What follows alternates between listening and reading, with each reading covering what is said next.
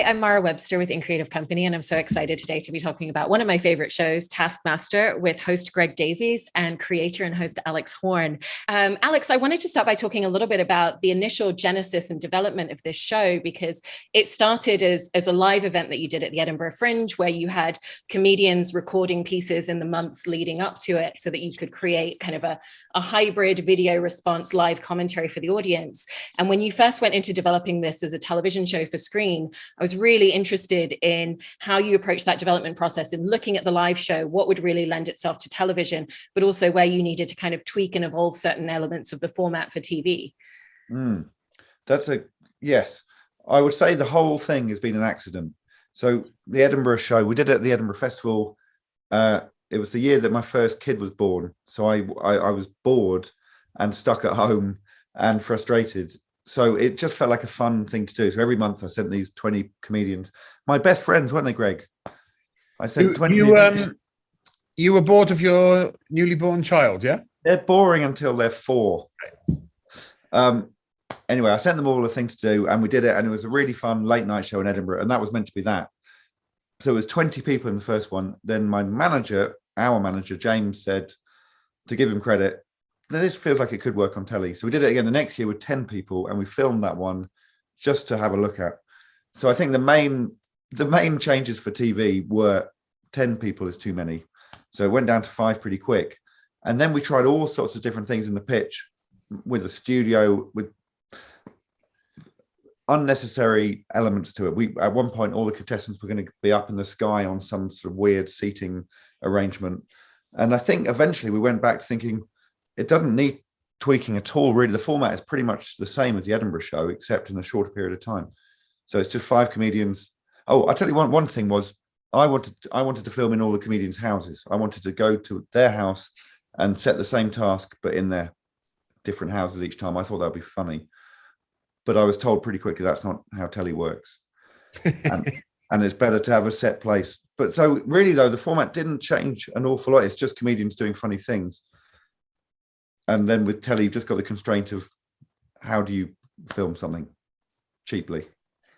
Absolutely. And Greg, I wanted to talk about some of your stylistic approach in the way that you judge, because you make very firm decisions that may or may not be fair a lot of the time.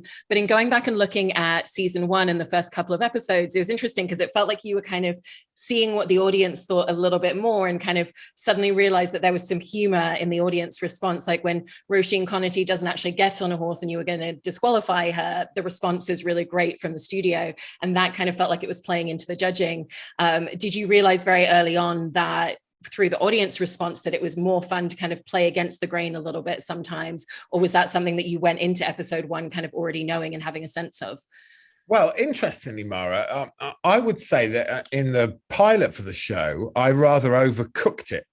And I went too disciplinarian and too contrary. And it sort of left a bit of a sour taste, I think, because I was asked, in my role to be an authority figure, but I think I sort of was just a bit too rude. So then in those once we had the series, those early ones, I probably was a bit cautious initially, just to make sure everyone was having fun. But then you've nailed it, really. As soon as I realised that that sticking to my guns will cause some degree of agitation sometimes with the audience, I thought there's a lot of fun to be had there. So, like a lot of authority figures throughout history, I make my decision and I stick with it. It is funny when there's controversy, because it's all nonsense. I remember there was quite a famous-ish moment when somebody tried to throw a potato in a hole and got it first time and their foot was over the line. I remember after the show, my brother took me to one side and said, I think Greg's made a huge mistake there. Yeah. He took it so seriously. And I think at that point, that's fine. That's fine. If people are talking about it, it doesn't really matter. No, I think that's good. And you know what? I genuinely do try and judge it fairly. People don't believe me. People think that I'll make a bad call on purpose. But in the moment, I do think this is right. And then I might come to reflect on it and go, well, I probably have called something occasionally. I might have been a bit harsh on someone, and I think good, and that's when I dig down because that's life. Life isn't fair, and these comedians have got to learn that. I mean, Alex, was it important to you that Greg have that free reign? Because you have said that obviously you agree with his judgment some of the time, but not 100% of the time. But it's much more interesting to everything that Greg's saying to have these moments where sometimes it doesn't feel like the right choice because of the comedy that ensues, the disagreement, the banter that comes with the contestants, versus, you know, him being told, oh, the score's currently 7-5 to these two people. I think it's hugely important that Greg is in charge of the scoring, and we don't know what he's going to do till the night. And it means that we can't pre-plan it. We never know who's going to win. But yeah, he's got complete free reign to do what he wants. But I'd also say that what that allows is for the contestants to try to persuade him. So as well as doing the tasks, they have got room in the studio to be funny and to be persuasive and argue. I do love it when they argue from the beginning. They're all professionals. They know when to rein it in. But it just means there's more going on, and they know he is persuadable. There's definitely ways to get around him. Just to be out there, I am persuadable, and just to be absolutely clear, though, Mara, I genuinely am not. I am not doing a bad judgment on purpose ever. You know, you in the heat of battle, you just make mistakes sometimes. But I never think. I never think I'm gonna give a very obviously good response to a task a bad score. No, you know, that's not what's happening. It would be very jarring. Sometimes it's also very personal things that people have realized is really going to kind of like tick a box for you, like having celebrities sign vegetables in Poirot on a green bean, you know, is more entertaining to you than 4 members of Take That, even though that's technically more impressive to get 4 members of Take That. Of course. So you've got to, in life, you've got to know your audience. You've got to know the person you're trying to impress, and a modicum of research will pay dividends for these people. When people come on and don't realize how much you hate football, I mean, it's just basic stuff, isn't it? Of course, and I'm going to punish that, you know, as any authoritarian would. And in terms of the back and forth that you have with all of the contestants, I was interested in hearing from the both of you and how that's really developed and evolved season by season, because obviously when you shot the first season, you know, the comedians coming into it had kind of the details that you would explain about what the show was going to be, how it was going to work. So there was a little bit less of that back and forth. And then by the time you get to Victoria Coren Mitchell, she comes in strong and heavy, episode 1, ready to argue on every decision. And so it does feel like the pacing of the show has shifted and evolved ever so slightly, where there is a bit more leaning into that dynamic. You know, the prize task takes a little bit longer at the beginning, but all for good reason. And so what are the kind of pacings and evolutions of that conversation that you want to have in the studio that you feel has evolved over the time in the show?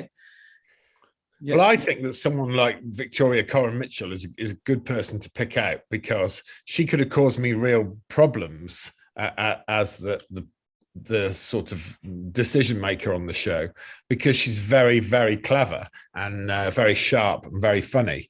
But mercifully, she was absolutely dreadful at so many of the tasks that any chance she had of stealing my thunder was, you know, she lost it herself. But I do find it very interesting. I do find the dynamic of, you know, you've got to remember that most comedians are very much in charge of their careers, very much in charge of their output and the things that come out of their mouth. And that's why I love being part of the show, because it forces them to offer up different parts of their personality that they might have hidden away from us. And I'd say also, as the show's gone on, what's helped us is that because Greg is so confident in his role, having someone like Johnny Vegas in it was not a problem. But it might have been a problem if that was it, series 1, because he could run off with the program. And whereas now I think we'd be confident having anyone in the show. No one would be too big for it. Or he was very happy. He knew the show, so he was happy. He knew the rules of it, and we could get the best out of him without him.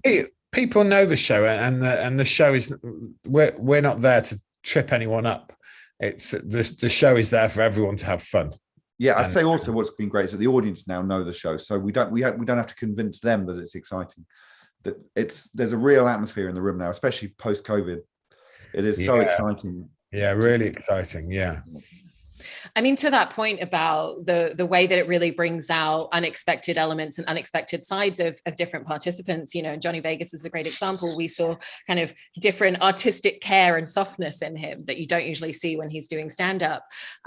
You know, Alex, I want to talk a little bit about the way that the tasks are shaped, because every single episode, no two tasks are the same dynamic, nor do they require similar skill sets. You know, you might have to destroy a cake and then do a really physical challenge and then do something that's very intricate in terms of intellectually what it requires of you. And so I was interested in how you and the rest of the team really, really carefully curate the tasks to make sure that we're going to get to see those different sides. And also because you have 5 contestants with very different skill sets and they all thrive in different environments. Yes, I think you've presumed there's slightly more thought going into it than there is, but a lot of it's done on instinct. So I'll come up with 50 tasks for a series, and we will go through it and think, okay, we need about 30 really, so let's make sure there's a balance in there. But what we don't do is look at the 5 contestants and think, well, that person can sing, that person can dance, let's make sure we've got a singing task and a dancing task, because I don't think we want it to look that obvious. You know, we just want to chuck stuff at them and see how they cope. But I think the good thing is there's 10 episodes in a series, each one's an hour. So there's plenty of time. You know you're going to get the best out of them somewhere in the series and the worst out of them. So it's just going on instinct. And the more we do it, the better we are at it, I hope. And we don't film them in any order. So once we film them all, then we can slot them into place, if that makes sense. So we do film 5 or 6 that we don't need. So we've got wiggle room within it. So the only thing we're tied down to is that once we do the studio, we can't change anything at all after the studio, because the points are given, that's it. So if there's a dud task in there, we're saddled with it. But it's not, we don't have a writer's room. We don't have a team of scientists looking at the balance. It is just done on, there's 3 of us, Andy and me, just looking at the mix and thinking, yeah, that feels right. So there's no test run of any of the tasks to kind of see how people might respond to it before you're filming it for TV? No, we test the practicalities to checking things work, but there's no point. We did test them before the very first series. We got Phil Wang in as a tester, and it just seemed completely pointless because he came in, did things completely differently to how I would do it. So you think, well, we'd have to get 5 people in, you know, and none of them are going to do it the same way as the comedians. So no, again, I think it helps that I'm a comedian and I'm on the production team. So I would trust that a comic is going to find a funny way. Mm-hmm. And then, you know, with your dynamic at the beginning, obviously the intros between the 2 of you are really great. You know, Alex unfortunately gets new insults every episode, even this many seasons in. How do you kind of set about finding that balance of the comedic banter between the 2 of you that still always feels like, you know, even though it's making jokes at Alex's expense a lot, still always feels like there's an undercurrent of friendship and care between the 2 of you, because obviously you're still maintaining a friendship outside of the show and going on camping trips together. Well, yeah. Much has been made of this single camping trip. But I mean, you know, I resent it, but there is a bubbling affection. But put it like this, it's not hard for me to write those insults every week. I don't find it difficult. It's not something I spend a lot of time doing. I basically wake up on the morning of a record and go, yeah, I know what I'm going to call him today. And if I can't think of anything, I look at a picture of his silly little face, and there it is. It pops up. Yeah, and the worst the insult is, the more you giggle when you're delivering it. Yeah. Just occasionally you've run something by me and said, would you mind if I said this? But I don't think I've ever said no. There's a new stream I'm enjoying mining where I imply that Alex has extremist views. And I think I've got a couple of seasons of that. Quite at least one of those. Every time. I think out of your mouth, I have slagged off the military and all women. One of the great things as well is as you progress throughout a season, you're spending so much time with these 5 contestants and getting to watch them do tasks, also kind of have those conversations in studio as well. And so it feels like the banter really evolves even within an individual season. And so for both of you, wanted to ask about how you really utilize that in the dynamic and finding a lot of the spaces of comedy, because it almost comes to a point where you have a real sense of what they might bring in as a prize or what they're going to try and argue, and you can really play to it even more. Well, for me, I just love it when I know that someone's going to do is going to do a particular thing badly across the series, you know, and I jump on that every time. So you know, someone like I was about to cite Daisy May Cooper, but that episode, that season's nowhere near on it yet, is it? Not well, I think it's out there. A forthcoming contestant, Daisy May Cooper, brought in terrible opening prizes every time, and it was very clear that all of them were going to be terrible. And so it's just it's things like that. It's just lovely little things to look forward to with every record, because I know she's going to make me angry early doors. And it's amazing how quickly different relationships build up, and how people will regularly deliver a certain type of thing that's going to make us all laugh or you know, cause friction in the room. But we tend not to know. On episode 1, we wouldn't know that. We're learning with the audience, I think. And it is, and I hope that comes, you know, I think that does come across, that it's not, none of it is, every reaction you see is genuine. Yeah. And in terms of the competitiveness amongst the contestants as well, do you feel like sometimes it becomes a little bit more competitive and comes a bit stronger, you know, and sometimes it's that actually the more they become friends, the less competitive they want to be with each other? Because that was something that Charlotte Ritchie mentioned about her season, that she felt less competitive with everybody, and that dynamic felt different as the season progressed from the beginning. Yeah, there's definitely levels of competitiveness, and it's funnier when it's more competitive, but it's easier when it's not. That's so true. There's been some series where they're all such a great gang. They love each other so much, and WhatsApp groups get formed, and it's so much easier. But you know, an undeniable part of the joy is when it's a bit more sticky. So we like both. Flakiness. Yeah. I was also interested in your process in terms of looking at the footage and kind of coming up with what are going to be the main details that you want to call out for the audience that maybe they won't have noticed when they're watching the clip for the first time. What are kind of going to be the best comedic beats to land on for each of the things that you're calling out to the audience, because you're kind of doing that for the other contestants and for the audience at home as our conduit to watching these pieces. Well, that sort of evolved. That's one thing that's changed. That I think at the start we would make sure Greg always had something Greg would write something that he knew he'd definitely have to say about every single video, so we knew where to go. And it's become more and more done on instinct, and often you'd spot something when we're actually watching it live. Yeah, I'll frequently, and so will Alex, in the room, watch one of the videos and realize that someone has made a ridiculous noise when they jumped over something, and speak to the gallery and ask them to isolate that noise. It's one of my favorite things to do, actually, when I realize that someone's gone, or there was one, there was one incident with an actor where it sounded like she'd broken wind. And I think we all knew she hadn't. It was just her foot catching on the floor. But, you know, we isolated it and played it out in the room. And, you know, it just creates carnage, that sort of thing. And I think it's wonderful. So I think we're always thinking on our feet and listening and looking for new things. And I would say that most of what I say is on the hoof. Yeah. And the gallery are very good. The director's very good at going with us. If Greg wants to do something there and then, we'd just go for it. And like when occasionally he's taken someone to one side to the back of the stage, there's no lighting there. And it's not, you know, if it was pre-planned, it would have been better lit. So, and often sometimes they'll come and approach you remember Bridget does this in the next series. Anyway, there's when stuff happens off the cuff in the room, it's brilliant. Those are always the best bits. Like live comedy, when something happens spontaneously that won't be recreated. Yeah. I also wanted to ask about something I think, Alex, you've kind of called the Ed Gamble rule of thumb, which is that there's always going to be one or two people that don't try as hard on a task. And so if you at least put the effort in, you're probably going to come at least third most of the time.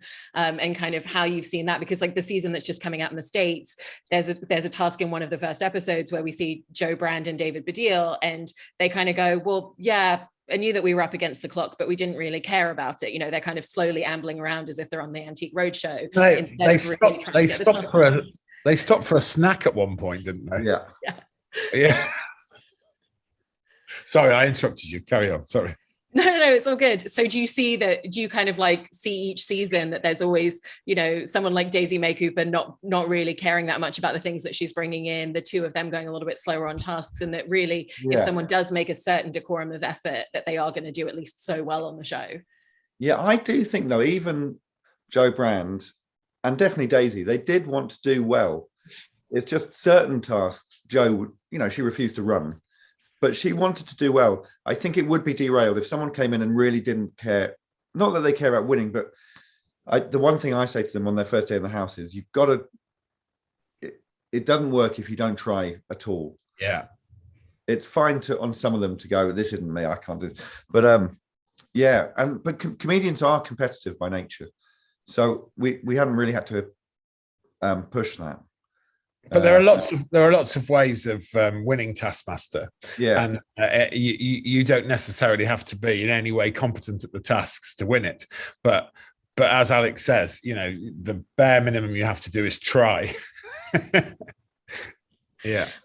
I mean, do you feel like when comedians come on who think very much outside of the box, that tends to be a real attribute? Because a lot of the tasks are so open to interpretation, like destroy a cake beautifully. And then you see Lolly Alifope, you know, creating a beautiful heart on a brick wall, which requires really thinking outside of the box, going outside of the room and looking around at the entire space of possibility. So I'm actually in the house, you know, when they're doing the task, and I do every series find it fascinating and exciting. I'm still not bored of it. So we've just started with series 15 contestants because we were always a bit ahead. And it's just amazing seeing the five of them open the thing, and they all react in such different ways. Yeah, some out of the box, some really in the box. So Catherine Parkinson, I don't know what series she was, but she never left the room that she was that she started in. She would always stay in the box. And that's funny when it's in comparison to somebody out of the box. So yes, I think it's the quick thinking. I think a lot of people are running on instincts. You straight away think, well, this is how I'm going to destroy the cake.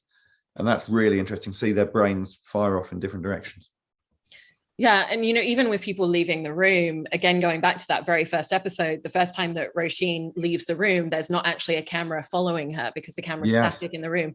So did the way that contestants behaved in the first season and the first few episodes really play a big part in how we see the show filmed now in terms of a lot of the camera movement, a lot of the editing on screen?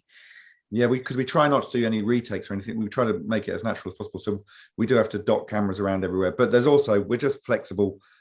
People are ready with GoPros just to chuck them down. And so, but yes, you're right.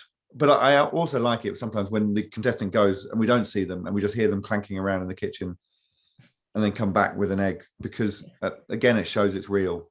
You don't want that thing where they've gone into a room and there's already a cameraman waiting. So it's clearly a setup. You know what I mean? Yeah. We do have to just follow them. It's the sort of it's the plus point of broadcasters sticking with the show, you know, that it gets that it evolves naturally, and you know, it's such chaos in many ways, but it's also such a slick machine in many ways now. It's just it's like going to I don't know, it's like going to a yearly party with a load of people who know each other. You sort of, you know it's going to be fun, and it might not pan out how you're expecting, but there's a comfort in it now, I think. That, that's a good analogy. That plays out well on screen. Like a decent New Year's Eve where you know it's actually going to work. It's quite rare. Alex, I also wanted to talk about the interaction that you have with contestants when they're doing the tasks, because like you said, you are on site throughout the entire time. And there's times where they're reading a task or they're in the middle of the task and they're trying to ask you questions. And there's times where you're very kind of stiff-lipped about giving them anything else. There's times where you'll kind of give them a little bit of intel, try and help guide them a tiny bit, but not directly. And there's even times where they physically pull you into the task and start utilizing you within their execution of something. For you, how do you determine whether you're going to give them information, what information you're going to give them, and how much they're allowed to kind of pull you into certain things as well? Yeah, I think it's all again done on instinct, but it tends to be whoever I'm scared of, I'll help. To be honest, if people force me into something, I'll always help them. And I also, whenever, say when Lisa Tarbuck said, I want you to sit on the cake with no trousers or underwear on, there's a little bit in my head thinking this isn't ideal because my mother-in-law is going to see this. But then the bigger thing is saying this will be funny. So yeah, I'm always happy to be a stooge for the sake of the show, but I do quite like it. Sometimes I will take against someone. It's a peculiar little character I'm vaguely playing, but it's sort of real, I suppose. Like I wouldn't help Ed Gamble because it just feels wrong to help him, but I would help almost anyone else. But it's not thought through. It's in the room. And I always tell the comedians, look, when I'm in there, I can be really annoying. I'm so sorry. But I guess I just try to do what makes it funnier. Yeah. Just as a little tidbit for you, if you're out with Alex away from the show and you challenge him to do anything at all, he always says yes. Yeah, that is true. Yeah. Good to know. And Greg, obviously one of the things that you're tasked with, especially hearing how none of the tasks are tested ahead of time, is sometimes in the final segment when you're doing the studio task, it works a little bit better than other times. And so sometimes it lands a little bit more on you to kind of drive that segment and to drive the momentum. And so how do you approach those moments where there's a task happening on stage, you're seeing that everything's, kind of going into disarray a little bit. Maybe it's a permanent marker for a whiteboard instead of an actual whiteboard marker, and you've got to completely change course, or you've really got to kind of hold the audience's attention a little bit more than what's going on stage, which isn't usually the dynamic. Well, I would answer that, but by referring back to what I said about how comfortable we all are now. And I find when a task, when one of the live tasks doesn't quite work, I find it hilarious. And when I know it's bad television and that the editing team have got their work cut out for them, I just like pouring petrol on the flames, really, and shouting about how this isn't working and how we need to pull it together. I just get to play this sort of hugely irrational loudmouth authority figure, and it fits disturbingly well for me. So when things aren't going well, I just find it an absolute delight. And I know that the end product, the end viewing pleasure there'll be something in it, even if the task didn't quite pan out the way we hoped. Yeah, that makes sense. It does. And lastly, because you were both talking about how obviously at this point the show is a tried and tested format, and yet every single season feels incredibly fresh and has its own stylistic approach, and that comes both from you and the contestants that you're bringing in. Are there challenges to repeating the same format but making sure that it always has that feeling for the audience, or does it really come very naturally because you're bringing 5 new people and 5 new potential dynamics into each season? I think that's it. I think it's the five new people. It really, that was a big risk, the first commission, that it was going to be the same 5 people for the whole series, but it's really paid off because every time it's a brand new. Like this current lot, series 13 is just about to start here, and they're different to anyone we've had before. But we say that every single time, I think.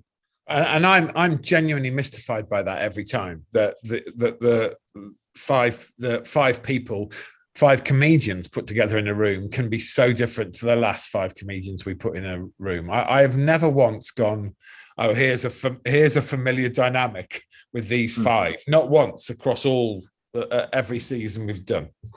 I think that I am surprised by the dynamic every single time. Yeah. That's amazing and really wonderful to hear that that's also the same feeling for the both of you and working on the show after this long together.